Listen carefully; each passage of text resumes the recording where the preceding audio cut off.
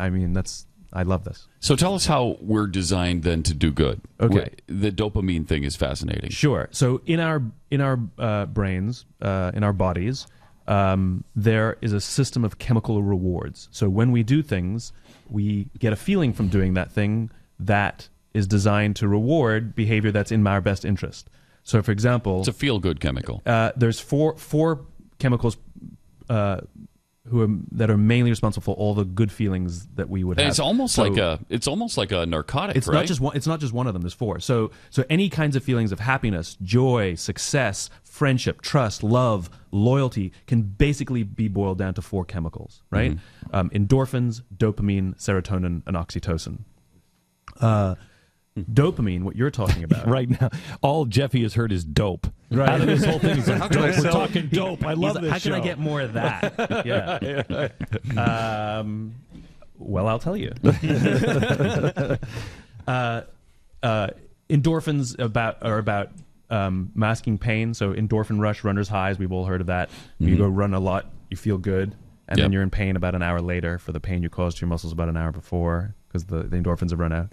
But dopamine is the feeling you get when you find something you're looking for, or you accomplish something you set out to accomplish. So that feeling you get when you cross something off your to-do list, it's awesome. That's dopamine. The feeling you get when you find something on Google or eBay. It's why we love Google and eBay. Nobody goes to Google and types in things you're not looking for. We have something in mind. We type it in, nothing comes up. We type it in, nothing comes up. We type it in, and that feeling we get of there it is, that's dopamine. Dopamine is also the feeling you get when you win the game. Yes! That's sort of fantastic. When you hit the goal, we did it, right? Or when you feel like you're making progress. So that's why they put mile markers in the race. If you just ran a race with no mile markers and you had no idea of the progress you're making, it's actually unnerving. So dopamine helps us feel that we're making progress, right?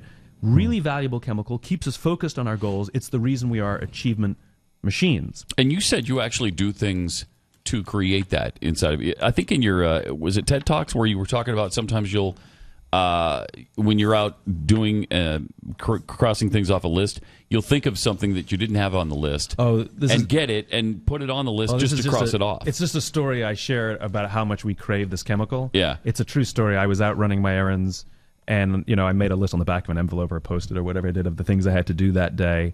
And I walked past a store that I had to do something, but I forgot to write it on my list. Walking past the store reminded me, and so I went in, completed my errand, came out, and wrote it down on the list and crossed it out. And does it? And it works? Oh, of course it does. We all do it. So you can trick yourself into getting doped up. We all want that feeling. The problem with dopamine is it doesn't last. It comes in hits. It is literally a hit. Like no one walks around with a sense of incredible, sort of like I won the game, a sense of incredible accomplishment for a goal they achieved 3 years ago. It's gone. It's literally a hit. And there are other things that give us hits of dopamine. Alcohol, nicotine, gambling, right? Our cell phones. How do you mean our cell phones? So all of these things in moderation are fine. A little bit of alcohol is fine. A lot of alcohol can be dangerous. A little bit of gambling is fine. A lot of gambling can be dangerous. Using dopamine to get things done and to accomplish our goals and look for things that we need, food or anything, a mate, all of this is great. But out of balance, it can become addictive and destructive.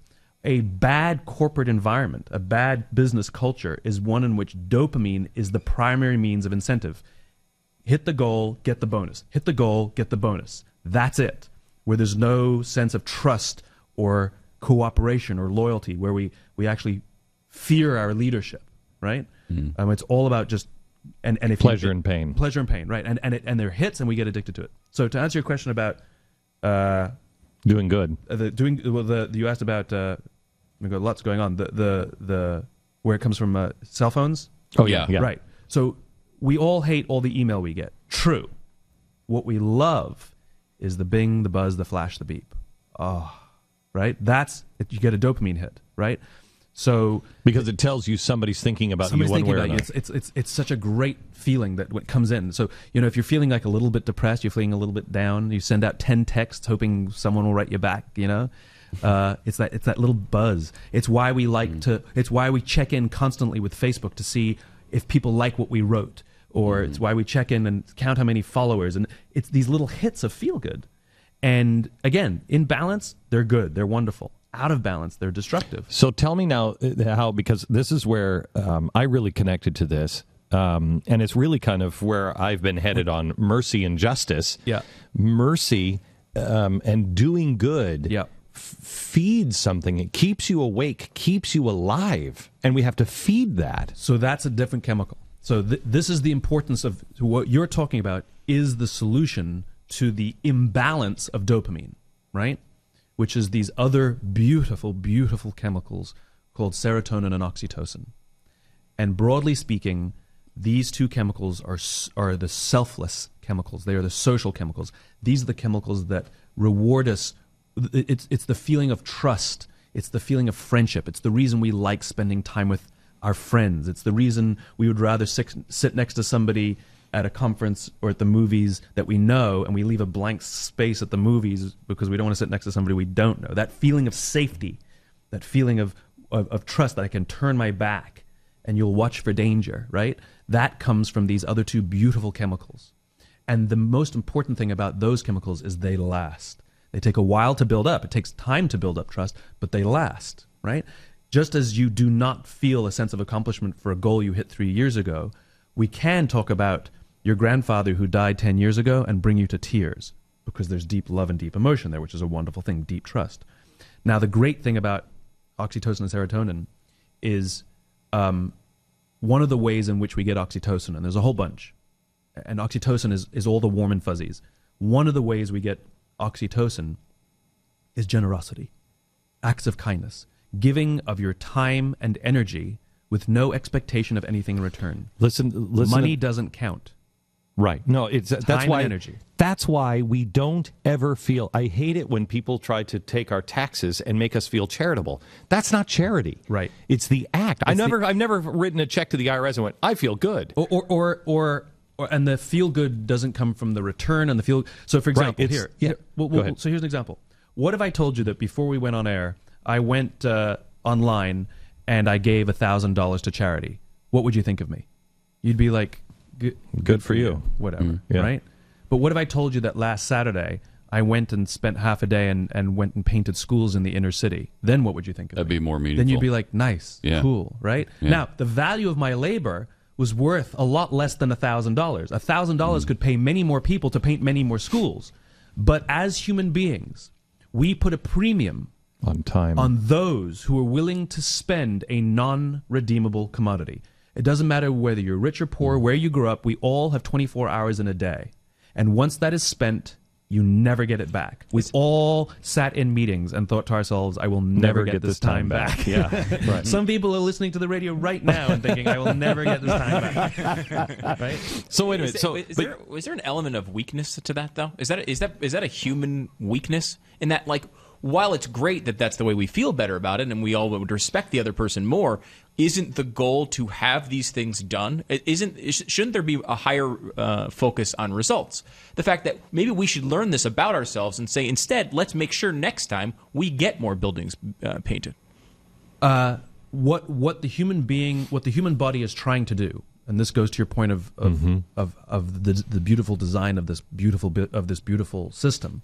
The human body is trying desperately to get us to look after each other. And the reason is very simple. By ourselves, we're junk, right? But in groups, we are remarkable. It is what Benjamin Franklin said was the American religion. They were trying to trap him into pick one religion. And he said, finally, the American religion is there is a God. He's going to judge us. The best way to serve him is to serve your fellow man.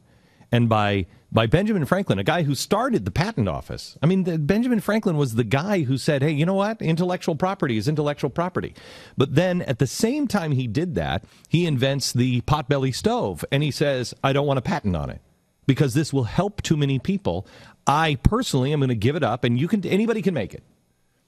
I mean, that's what these chemicals are trying to get us to do and trying to make us feel good. You know, we don't feel good when we write a check to the IRS. because that is not or anything for that or matter. anything. Yeah, it doesn't give us that rush because that is not one of those things that we're endowed by our Creator. That's man trying to do it.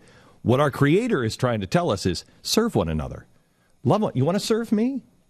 Serve one another. So you'll feel good. I'm walking down the street. Totally true story. Walking down the street. Guy in front of me, his backpack opens up and a bunch of paper spills out. No big deal. I bend down and help him pick him up. Hand him back his papers. You're in New York City? I am. Holy cow. And point out. I just threw him because he's like, I like New York I'm just trying to think of a witty response and I can't think of one. I help him pick up his papers and point out that his bag was open. A small act of kindness, a small act of generosity. I felt good. I felt nice to help someone. So the person who performs the act of generosity gets oxytocin. He felt good. Thank you, he said. So the person on the receiving end of the act of generosity, they also get a shot of oxytocin. This is such a good point. Right? Listen to this. This is the best part. This is a totally true story. I get to the end of the block and I'm waiting to cross the street, just waiting for the light to change. A total stranger standing in front of me turns around and says, I saw what you did back there. That was really cool. As it turns out, witnessing an act of human generosity, human kindness releases oxytocin. And the more oxytocin we have in our body, the more we actually want to do good. In other words, I promise you that the guy who saw me do something nice did something nice for somebody that